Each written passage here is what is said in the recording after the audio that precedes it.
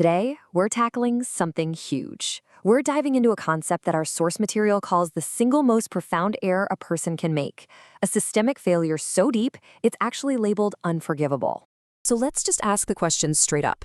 When you look at the world through the Quranic framework presented in our source, what is the one single greatest mistake? The one act that messes everything else up? And there's our answer, right in this verse. The concept is called shirk, which basically means associating partners with God. But as we're about to see, our source material doesn't just talk about this as a religious rule. It frames it as a deep, systemic problem with massive consequences. But to really understand why something is a problem, you first have to understand the ideal system that it violates. And that brings us to this foundational principle called Tawhid. Okay, let's break this down. The source defines Tawhid as more than just monotheism. It's about legislative sovereignty.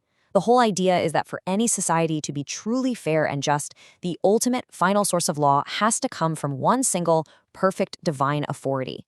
It's basically the blueprint for a perfect system of governance. So if Tawhid is the perfect operating system, then shirk, well, our source presents shirk as the critical, fatal error that causes the entire system to just crash. Let's see exactly how that happens. This slide just lays out the conflict so clearly, doesn't it? On one side, you have Tawhid, that's divine law as the only foundation for justice. And on the other side, you have shirk, which is any act of legislative rebellion, basically when human-made laws or traditions get put on the same level. The source argues that is the real root of oppression. And here's the crucial point. From this perspective, you could say other sins are like bugs or glitches within the software. They can be patched, they can be fixed, but shirk is like trying to run the program on the wrong operating system entirely. It's a total rejection of the very framework, which makes a just outcome pretty much impossible. Now, this legislative rebellion isn't just one abstract thing. Let's move on, because it can actually show up in a whole bunch of different ways in the real world, according to our source material. I mean, just look at the range here. It covers the obvious stuff, right, like idol worship.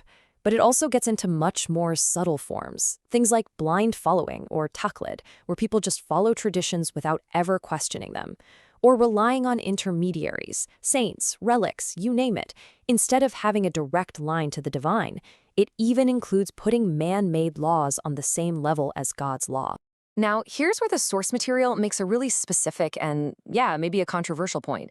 It suggests that whenever human-authored texts, whether it's the Talmud in Judaism, the Gospels in Christianity, or Hadith collections in historical Islam, are treated as co-equal sources of law alongside the original revelation, that itself becomes a form of legislative shirk.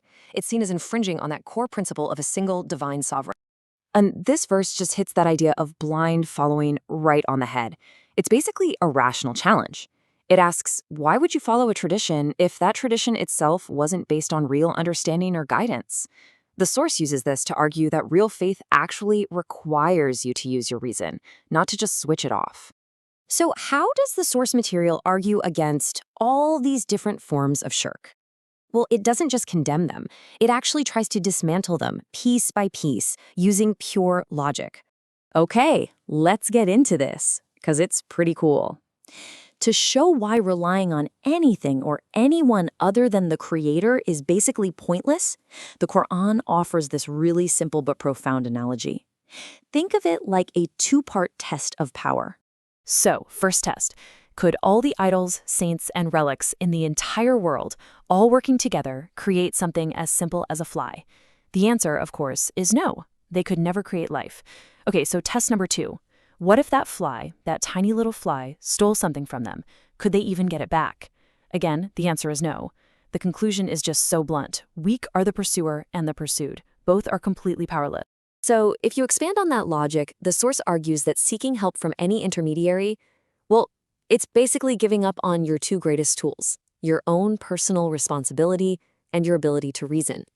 It's framed as trying to find a shortcut around a system that's actually designed for direct, one-on-one engagement. And all of this brings us right back around to where we started. After laying out the system failure of shirk, the source presents the only logical solution, getting back to that foundational principle of oneness. So the final argument is this. Embracing pure monotheism, or Tawhid, isn't just about what you believe personally. It's presented as the essential, rational first step for building a just society and having that direct, unfiltered connection to the divine source of law. All right, so let's just quickly run through the key takeaways from our source material. 1. Tawhid is the foundation, God as the one and only lawgiver. 2. Shirk is the systemic failure. It's a rejection of that whole foundation. 3. It shows up in all sorts of ways, from obvious idol worship to just blindly following tradition. 4. The source uses rational arguments, like the fly analogy, to show that any associate is totally powerless. And 5. The only logical path back to justice is a return to pure monotheism. And that leaves us with one last, really powerful question to think about.